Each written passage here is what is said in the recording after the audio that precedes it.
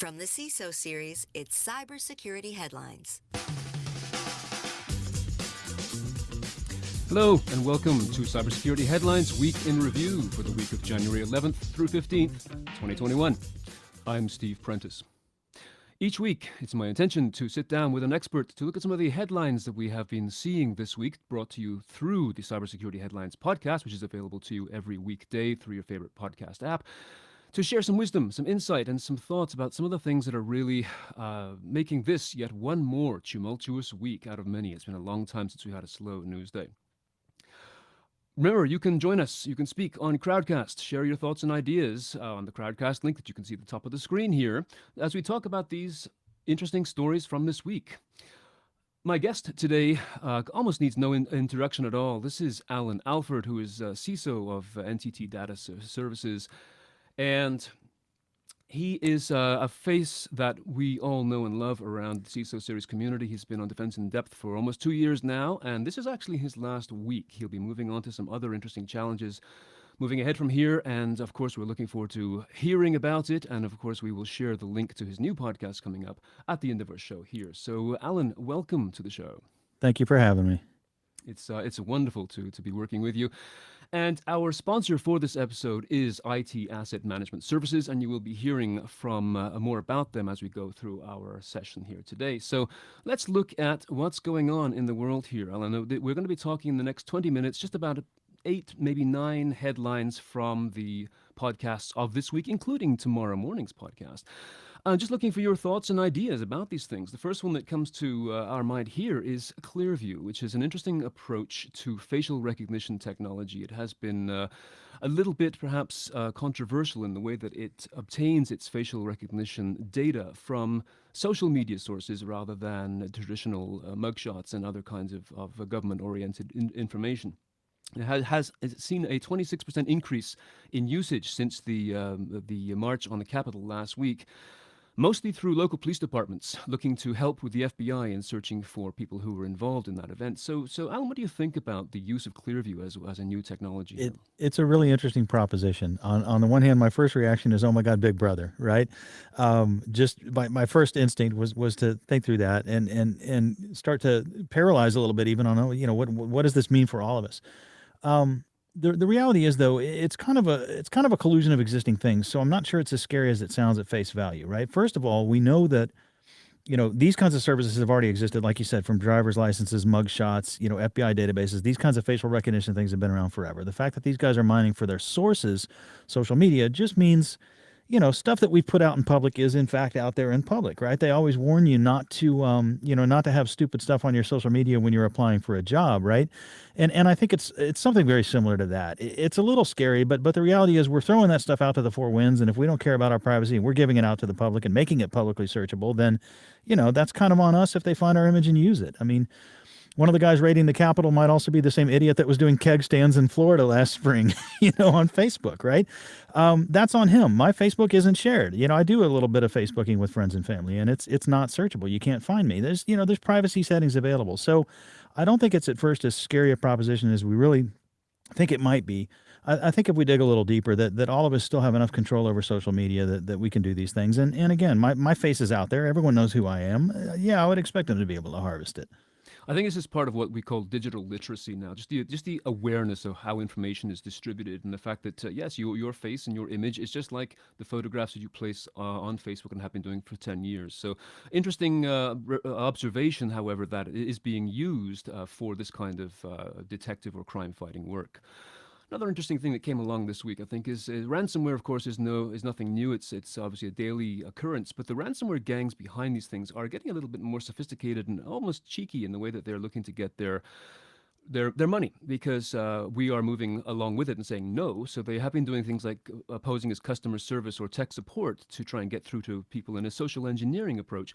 And now we're seeing them pursuing top executives by looking into their emails to find something juicy or salacious that they can use almost like basically as a blackmail concept to get them to approve the payouts of other ransomware endeavors. So, what do you think here? We're moving into some sort of subtle and social sides of social engineering. I would agree, but at the same time, I think it's it was inevitable, and it was part of what is already, in my mind, a pretty established trend. I mean, look at the types of crime that existed before digital crime existed, right? What would you do if you wanted to take out the rich mafia head? You didn't take him head on. You kidnapped his child, right? You looked for the weak link in the equation, right?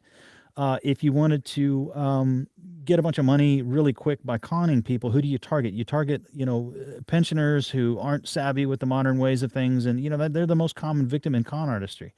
So you look for the weak link. That's always been the case. And in this case, the weak link is pretty obvious. It's not just that it's juicy and salacious in the sense of personal, right? Like that's certainly a factor there. And that's no more, in my mind, again, than an extension of the existing, what are they, I don't know what the term for it is, but they send you the email saying they caught you doing naughty things on the internet and filmed you and, looking at porn and whatever. And, it's an extension of that sort of thing from the personal perspective. But really what they're saying these guys are targeting is less salacious than that.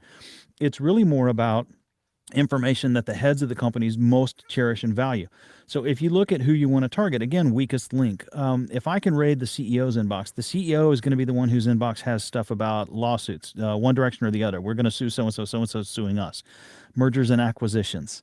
Policy violations and HR sensitivities and all these kinds of things that have bubbled to the top. Those are the targets you want to hit. If you can get an inbox full of that kind of material, then extorting the company to say, hey, I'm going to release this stuff if you guys don't pay the ransom, you got a lot bigger lever. You found the weakest link. You've extended the bigger lever. It only makes sense that the criminals are going this route with it. It only does. Yeah, and it's the sort of thing that can be the senior decision makers can learn how to deal with this. But again, it's a part of the awareness of what they really have to have as a skill to defend this kind of thing off. Exactly. In Singapore, there has been an interesting development which I sort of saw coming the way down the road here. A lot of countries are now using contact tracing apps for basically to keep aware of the numbers and the obviously the spread of the COVID virus in the various countries. But the Singapore government is now mentioning they are going to be using this data. They have sort of turned around and said we're going to be using this data in criminal cases, both to extrapolate data not only from suspects but also from witnesses, but they give everyone their complete assurance that this will be taken care of in a secure fashion, and the information about witnesses will be stripped away, let's say, in terms of neutralized, so there's a privacy issue there. But do you see a red flag in terms of other countries seeing this opportunity to use this data to their other ends? Plenty of red flags here. Let's deconstruct first of all the assurances that the victims and the innocents who are cataloged and categorized and stored away and identified, that they can somehow be protected. We all know best of intentions is one thing. The reality of when digital hits the street is another, right? Sooner or later, the bad guys will crack that database, and sooner or later, the innocents will be revealed. So there's a terrifying proposition there that if all you have is the government's assurance that no, we'll take care of your database, as we'll see in other headlines in this show, the government doesn't always have the best skills and capabilities when it comes to protecting things. They're not the best funded. They're not, government is not exactly what you consider to be cutting edge, right? So that's a terrifying prospect there. And looking at this one through an exclusively tinfoil hat lens, and I had to do this for a moment when I read this article, a brief thought went through my head, and it was a terrifying thought, and it was a very tinfoil thought. I'm a little hesitant to even share it because it's that crazy and paranoid, but I'm going to go ahead and throw it out there. If you make participation in a medical ID tracking system mandatory, and you then have a criminal class who you are using that tool against, then what you've really done is encouraged your criminal class to go underground and not participate in the medical process. And so thinking that through to its fullest extent, what you're really saying is, what a great vehicle to kill off your criminal class. And that's where I was like, okay, that's full tinfoil hat material there. But there's some scary precedents there. You have to think through these kinds of societal implications. And as it turns out in Singapore, they're only doing the compliance, the mandatory compliance for certain areas and buildings so far, but that means it's even easier to skirt it. And to be a criminal now is to say, I don't want to have anything to do with your COVID anything, and to run for the hills. And so now you've got criminals with COVID running around hiding from people, infecting everyone around them. There's no, so it's just you're setting up a terrible dichotomy by crossing those two wires. It's similar in a way to the sort of lockdowns that certain towns are doing right now, in the sense that you can lock down a town and people just simply take off to another town where the lockdown isn't so heavy to do what they wanted to do. It's very hard. It's like herding cats to keep people in a way that's going to be beneficial for the entire population. So yes, very interesting, both from the criminal side and also, of course, from the once again, the danger of storing private data and the fact that, as we know, this data is never always easily stored and kept totally securely. Obviously, this has been a week where social media has ruled, both in a good and a bad way, and we've seen numerous different examples. So I just compiled 4 things here, which they're different and separate. But we've seen, obviously, Twitter and Facebook and a number of others issuing blanket bans to a number of people, not just simply in the United States, but elsewhere as well, based on the nature of the speech that they put. So moving forwards with a ban on speech. We've seen an interesting thing with Parler being removed and then scraped through, again, some, I guess, almost amateurish coding in terms of the creation of the way in which the information was stored. Interestingly enough, we're seeing speaking from Angela Merkel and also representatives from the French government and Bolsonaro in South America saying that the whole notion of muzzling people through social media should not happen. So interesting allies in this particular debate. And of course, finally, we're seeing a large move towards Signal as WhatsApp is becoming more and more under the fold of Facebook, of course, and the data sharing responsibilities you have to do is that with WhatsApp is making Signal more appealing. So big week for social media. Big week indeed. And one thing Signal does for those who use it, if you've got other people in your contacts who join the Signal network and fire up the Signal app, you actually get a pop-up in Signal that says so-and-so has joined Signal. And in the last 24 hours, I think I've gotten like 8 of those. Just ding, ding, ding, ding, ding, ding, all these new people joining Signal. So that one's real. That's happening. That's statistically verified by one CISO's iPhone. So that's an interesting piece, and then to the censoring thing, like that's the 900-pound gorilla on the table. Let's go ahead and tackle it a little bit, right? We've got to talk this thing through without getting into politics, because the politics are so hairy and so nasty and so fiery right now around all this. But there's a couple of salient points I think that can be made. Some people have been saying it's a violation of free speech, and obviously the First Amendment free speech applies to the government, not to Twitter or Facebook or CBS, NBC, whoever decides to do whatever censoring they decide to do. So these private entities do in fact have the right to not let you broadcast on their network, right? This is a fact. But then we get into the laws about is it a network with editorial control versus is it for example, a telecommunications infrastructure, right? Nobody holds the phone company liable when 2 criminals pick up the phone and plot a murder, But if two people do that on Facebook, suddenly there's some expectation on the part of Facebook that something is done. Okay. And I cannot remember, I want to say that's Article 230 or something like that. But the idea being that we've got a First Amendment, which doesn't apply here, despite a lot of people blowing that whistle. But we've got this whole idea of what are these entities? Are they carriers or are they somebody with editorial control? And if they have editorial control, then we are actually potentially, by screaming that they should be dealing with these things that way, risking even further editorial control, because if they truly take on that mantle 100%, they're going to be filtering out so much more today than what we even think should be or ought be, depending on what our political leanings are and who we're for or against right now. Just understand precedence is the key word to all of this thinking right now, right? It's important to me, super important to me, that as we're freaking out, and I don't care if you're pro-Trump, anti-Trump, pro-Biden, anti-Biden, whatever it is, Antifa, Black Lives Matter, I don't care what side of the fence you're on. Right now, it's a very emotional time. Right now, there's a very antagonistic relationship in America between 2 factions, and that is the worst possible time to make decisions that will affect us 20 years from now when things are peaceful again. But now we've made a really radical change in power and a change in shifting in editorial capability. So to me, it's really frightening. It's scary that an entity like Facebook can snap their fingers and suddenly somebody's voice is silenced. Like that's a little scary. That's a lot of power concentrated in one hand. But, it's a little known fact. It came out, it was kind of a quiet press event, but it came out long after the Democratic primary, for example. People that are worried about Trump is the one being censored now. The major networks apparently had memos issued to their news shows basically blackballing Bernie Sanders and Andrew Yang in the early parts of the Democratic primary, that the other side got censored by the major networks, just like the right is now being censored on social media, the left was being censored on mainstream television. So there's precedence for all of this kind of stuff, and this has really got to be deconstructed. We've got to really, as a society, pick this one apart carefully and not do it while we're mad and not do it while we're thinking of the one problem in front of us, but think about the long-term implications for everybody. Very wise indeed. Let's take a moment here just to have a look at our sponsor who's bringing our show to us this afternoon. Our sponsor today is IT Asset Management Group. So organizations must have adequate written policies and procedures to meet the regulatory requirements for the disposal of their retired data-containing devices. These policies should be readily available and regularly reviewed by leadership. IT Asset Management Group offers a free policy template to help establish or improve your written policies for IT asset disposal practices. Download the policy template today at itamg.com/CISO. So, back to our stories. One of the other ones that was interesting this week, just very, very recently here, is the Defense Department has halted deployment of its its cybersecurity system called the Joint Regional Security Stack.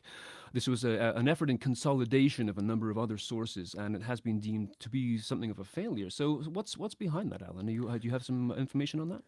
Yeah, so I read a book just recently called Dark Territory. And in fact, a friend of mine and I are spinning off it's a whole separate project we're doing that's I guess it's technically a podcast, but think of it more as kind of an NPR style sort of episodic true crime thriller kind of a thing. But we read this book, Dark Territory, that got us started on this journey.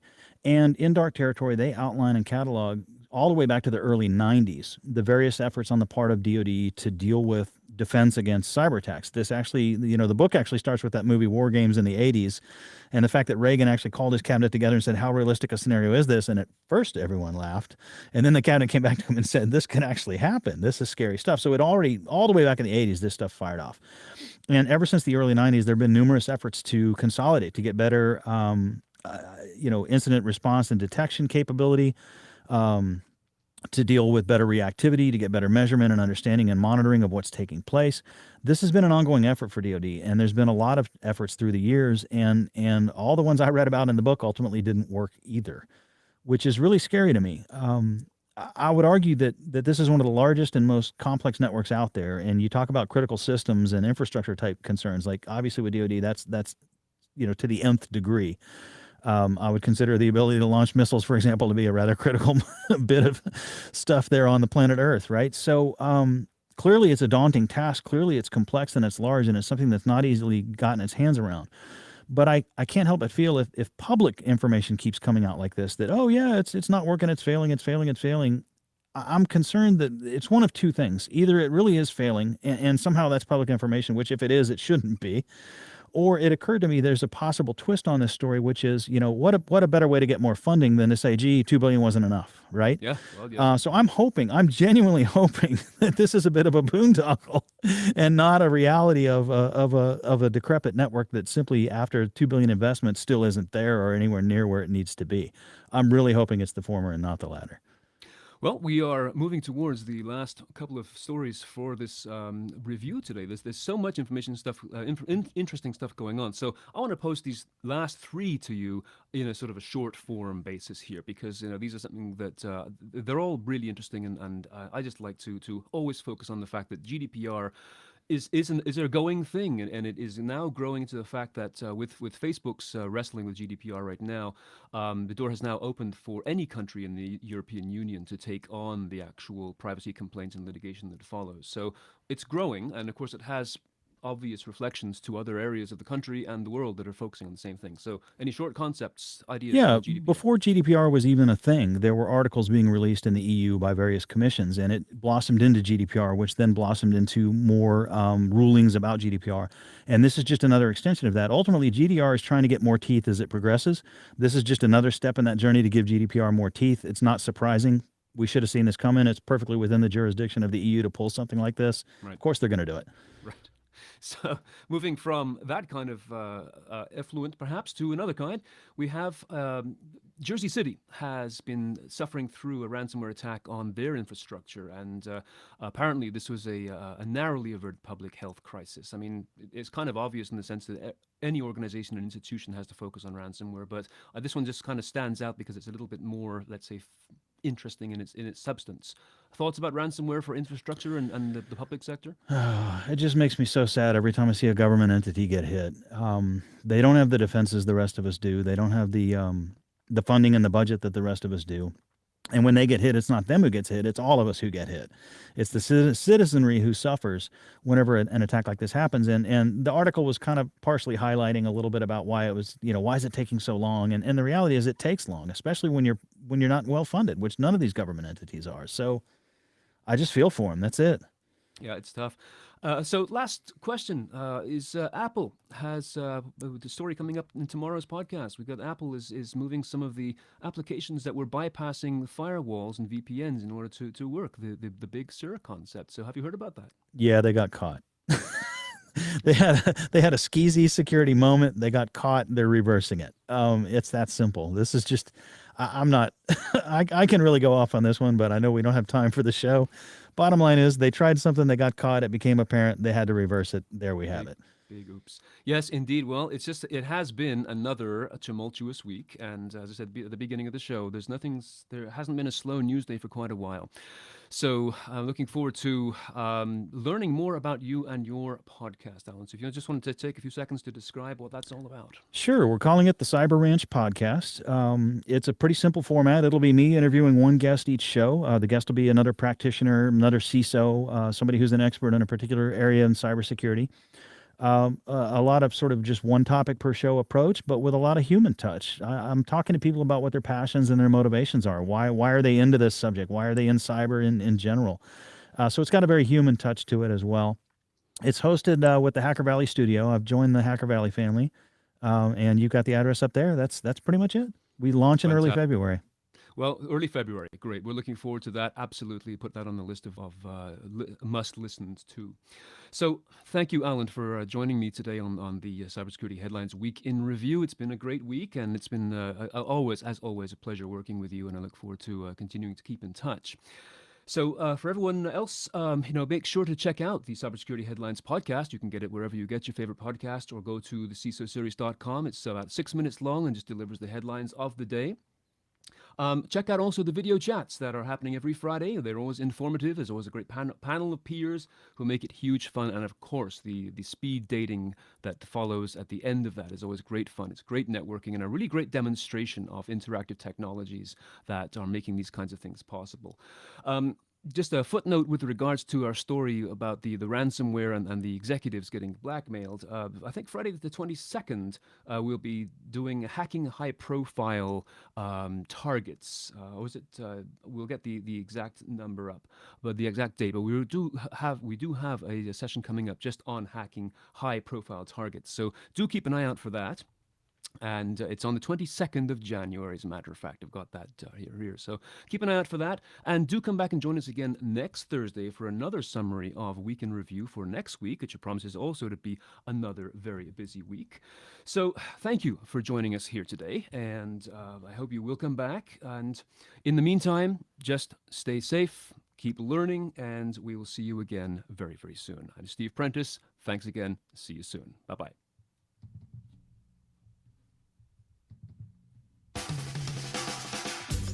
Cybersecurity headlines are available every weekday. Head to CISOseries.com for the full stories behind the headlines.